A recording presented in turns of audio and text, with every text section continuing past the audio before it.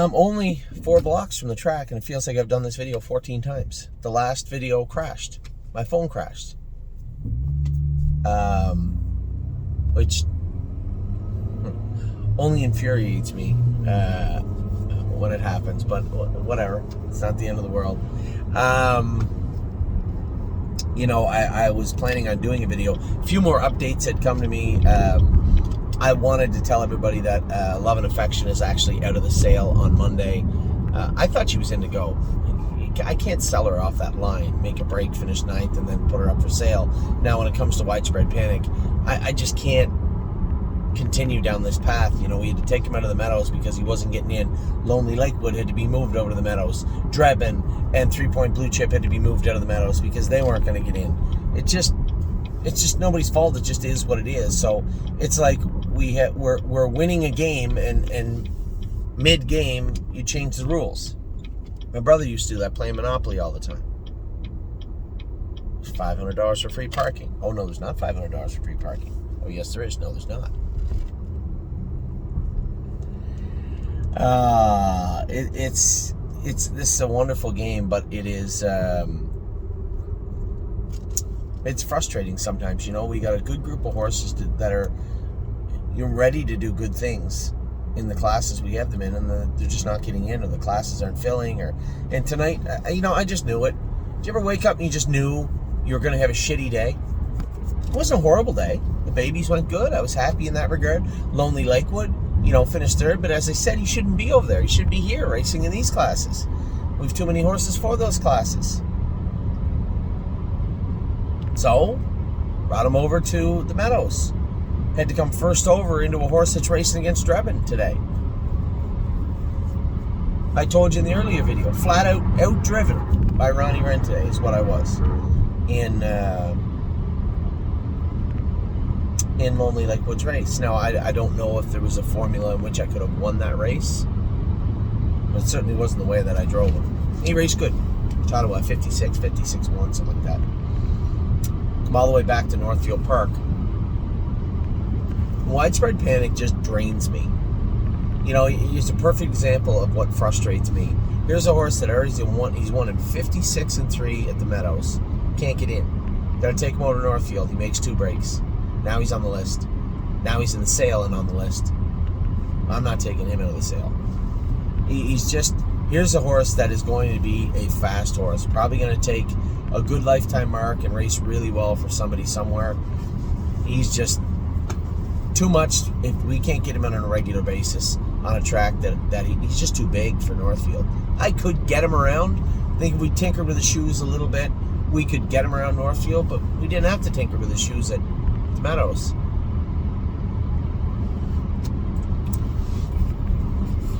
He's going to sell on Monday, and the biggest reason is that he's got a big, heavy buffalo head, and he is an impossible horse to get along with. When things are going his way, he is nice. When they're not going his way, oh my God. And it is really hard to get him in a happy mood sometimes. Man, pull.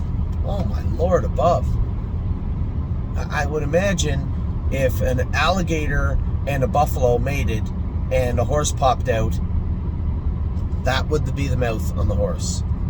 That feel. The cross between the alligator and the buffalo. That's how it feels to drive Widespread Panic. He is relentless. Fast. He can go. Very green horse.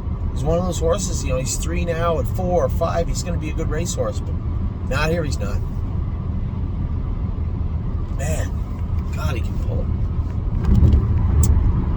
Watch Mouth makes a break leaving. I talked to John today. He's probably going to end up at Northfield racing. I thought he might want to sell him, but he does want to get a couple of wins and, racing at Flamborough. So he was 5th. He made $375. So that's 5%. Times that by 20. They race for like 7,300 Canadian. I just can't. Makes no sense. It's the exact same situation we had with Great Bet. Race for way more money here and cheaper. more times than not. Now, I didn't watch the race tonight. I don't know if it's cheaper, but pretty hard to make a go of it racing for that. So, Watch Your Mouth will likely come over here at some point in the near future. So when I was done watching that, I got to race my La Dorienne. She raced like a horse that isn't raced in 2.5 weeks. Yeah, they schooled her, but how fast? 2.4, 2.5, something like that. She was okay. Out a little bit in the straights. Looked to me like she was a little tiny bit pinchy left hind. Nothing serious. Dr. Latessa will likely have a look at her this week and render a decision, but there was no concerning parts. I thought in the last turn, it's weird. She was making breaks in the turns. She's trotting the turns better than the straightaways now, which is very odd. But I wasn't disappointed. I mean, I thought I'd have a little more power. I would have had to pluck her out 5 wide in the last turn, and I think if I had up, I might have been second or third. As it turns out, I was just beat and finished fourth. Kind of a ho-hum mile, right? That's kind of the way the day was going. Third with Lonely Lakewood, right? Made a break with Widespread Panic. Fourth with La Dorienne. Purple People Eater comes out. This is the one that bothered me almost as much as any other race in the day. I got away easy. You're not going to beat the horse on the front end. And then in the last turn, she trots the turns really well. The last turn really well. You can really start to get her revved up. So I went to go move, and I knew Aaron was going to be defensive, right? He was going to move over. I was going to have to come 3 wide if I was going to pass him. And I think for me, and probably for Aaron, didn't realize that Keith Cash's horse was actually that good. So when I moved out a bit, Aaron moved out a bit, I was going to come back down. Now he's committed to the outside. I can force his hand and shove my front feet up in there. Somebody beat me to it. Keith Cash shoved his front feet up the inside of me. I couldn't go anywhere except right. I still think I'm going to be third, and all of a sudden you see Keith Cash stop on the inside. That is so frustrating as a driver. That's where I was. It's the first thing that comes to your mind. First thing that came to your mind also. Why would he go right? He's got the passing lane. The guy that went in the passing lane won. In my mind, I'm thinking Aaron is going to go back down to the inside because he can hear the horse coming to the left of me. He clearly has more pace to trot. Go left, block him. I come on and finish second or third. As it turns out, if I had went to the inside, I think I'm third instead of fourth. But it's a frustrating feeling going under the wire and knowing that the position you just gave up was the winning position. Oh my God. So she raced okay, and then, as I said to Jim tonight, Jim Newton was over here doing some work, and I told him, I said, I just think that Casanova Hall is dialed in right now, and I just don't think they're going to beat him. I just think he feels too strong. And Aaron went under the wire, because Aaron won like 1 million races tonight. I think he literally won 8 races, and he went under the wire, and it was only half length back, and he's like, I said, you were never going to beat this horse. He's got the earplugs in, and I had a stranglehold on him going through the wire. This horse's confidence is getting stronger. It's stronger. It's stronger. It's stronger. You're going to see him improve and improve. Casanova Hall is going to be good for a while. Quite a while. And 58 is going to turn into 57, into 56, likely 55. And as he escapes this class here, you're going to find him probably show up in Dayton. That's likely where you're going to see him break free and really start to go some good miles. I told you guys it takes some time. You know, I was not convinced that we had vehement good, and I don't think I am. A qualifier in 2 minutes is not any sort of pat in the back. You got him qualified. That's step one. Get him off the list.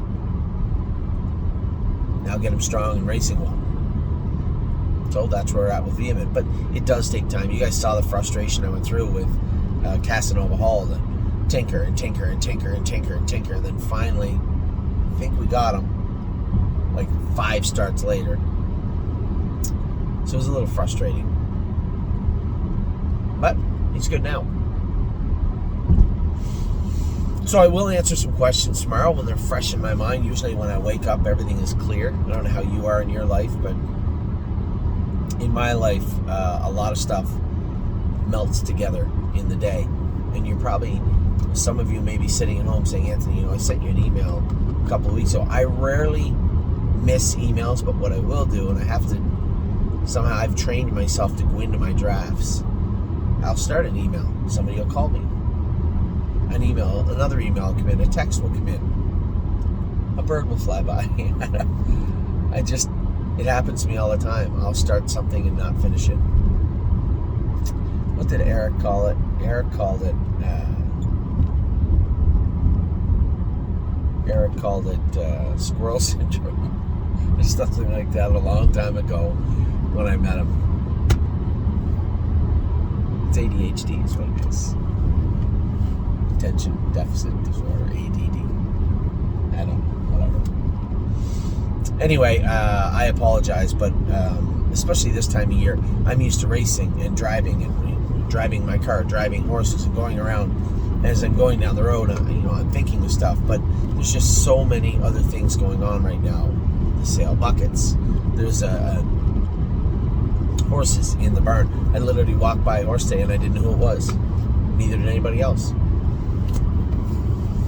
I forgot. Somebody sent me a horse. Have a look at him. Tell me what you think. Now, he's only been here a day. It's not like he's been here a week. I'll go with him tomorrow. I don't even know the horse's name. I'll go with the horse tomorrow and see what's what. But,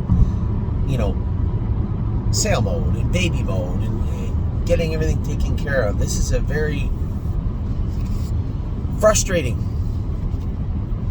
when the horses race like they did tonight. They didn't race bad. They just raced dull. It is frustrating. They can't be good all the time. I tell you that. I have to preach that to myself sometimes also. But it is frustrating. And then forgetting to talk about something in a video. Forgetting to do something during the day. These things bother me also.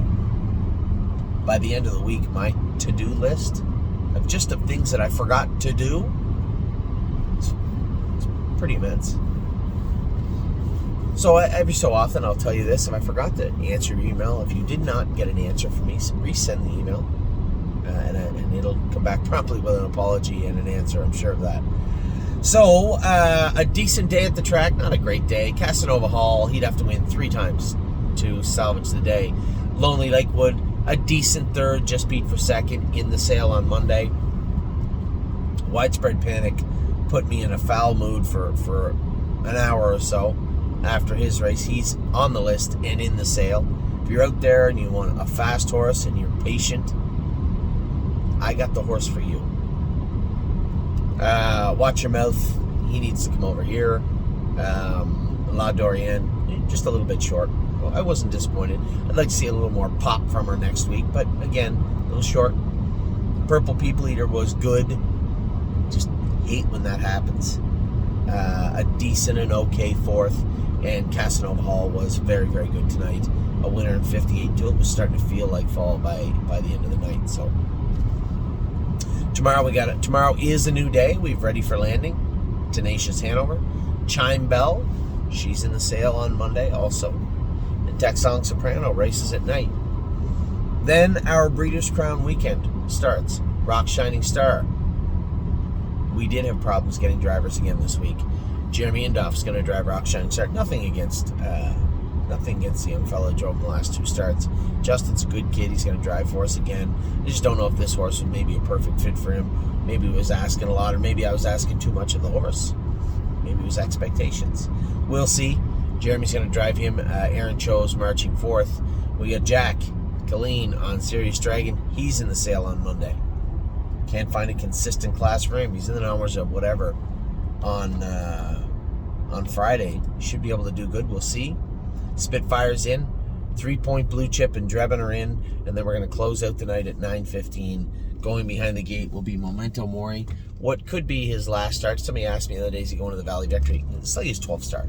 He doesn't need to go to the Valley Victory. And I'll tell you the biggest reason he doesn't need to go to the Valley Victory in my mind right now today is because there's a couple of horses that are a little bit fresh in that Breeders' Crown. There was one that raced in the elimination, didn't make the final, but a nice horse. They had like 6-7 starts. They're going to the Valley Victory. I don't want to tangle with those horses at the end of the year. Memento Mori's done great, regardless of what he does on Friday night. The horse has set a world record. He's raced all through Kentucky and done well all season long. The only time he missed the board, he made a break. He's fourth in the Breeders' Crown elimination, and whatever he finishes in the final, this is one of the deepest, toughest divisions of 2-year-old trotters I've seen in quite a long time, maybe ever. He's got the 10-hole. It's not going to be magic. He's probably going to get away 9th or 10th. Stay left, and unfortunately hope that somebody has a bad night. That's not named Maury. A couple of people, a few people, a lot of people. See if we can get up and get a bone, right? We'll see what happens. Anything can happen at the Breeders' Crown. And then obviously Saturday, I see Allie's got grit. What a lady, what a night are in to go. They seemed fine the other day. I actually will be eager to watch them race 8:10 and 8:50, but also on Saturday night. And very importantly, time is on my side. I had a great message from somebody. I'm not going to say who it was today, but they sent me a message and said, hey, I can't even tell you the context of the message. It'll give it away. They just want to know if he actually had a shot. He's got a puncher's chance. He's got a lot of speed. All the best horses are to the left of him, for the most part. They're going to mix it up. We're going to be second, third over. And he's going to get a shot. And anything can happen at the Breeders' Crown. I say that about Maury because it can. It absolutely can. But make no mistake, time is on my side is not going to look out of place on Saturday night. I can assure you of that. So a lot going on over the next few days. A lot has been going on. I'm glad that a long time ago I learned, when you get, I guarantee you it's 12:44 right now. I'm going to walk in that house, I'm going to wash my face, I'm going to put some eye drops in because that dirt and that track kills me. I'm going to brush my teeth, and I can assure you I will be sound asleep before this video is completed, uploaded. That's a guarantee. So I will talk to all of you tomorrow. Hope you had an okay night. For my partners at Casanova Hall, he was fantastic tonight. For all my other partners, listen, they didn't race bad. Raced okay the entire day. For my partners of Widespread Panic, his time's run out. That's all. I firmly believe that this will be a talented horse for somebody if he gets the right set of hands. Just not us, not right now. This industry is about timing. Life in general is about timing. And most certainly, racing horses is about timing. And it's time for this fella to hit the road. So, with that, I'm going to let you go. I will talk to you all tomorrow morning, I'm sure. On my way to the barn. Great sleep. Take care.